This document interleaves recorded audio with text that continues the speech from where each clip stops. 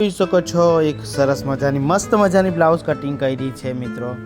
અહીં જે આટલી ગેપ આવી એટલી ગેપ મેં અહીં ગાડી કાઢીને અહીંયા ગાડી સોલ્વ કર્યું અને અહીં એક ટક્સ આવશે, આટલી ગાડી એક ટક્સ આવી જશે આવી રીતના, એટલે આ કમ્પ્લીટ થઈ જશે। આ છે આગલું અને આ છે સ્લીવનું કટિંગ, તમે જોઈ શકો છો। એમાં જોઈન્ટ કરું તો આ સ્લીવનું તો બહુ કંઈ ખાસ નથી।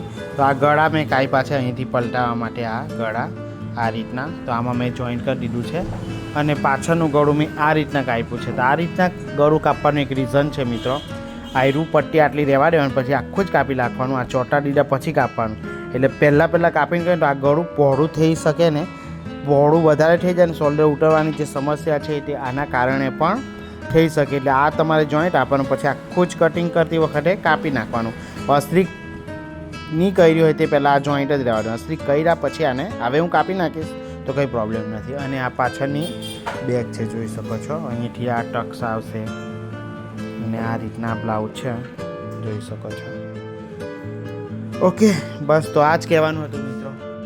કાલે પાછા આવા જ નવા વિડીયોની સાથે તમારી સાથે ફરી મુલાકાત થશે। ત્યાં સુધી 500 લાઈક કરી દો ને 500 કોમેન્ટ કરી દો અને 1000 સબસ્ક્રાઈબ ઉપર બતાવી દો। તો ચાલો કાલે મળીએ પાછા, બાય।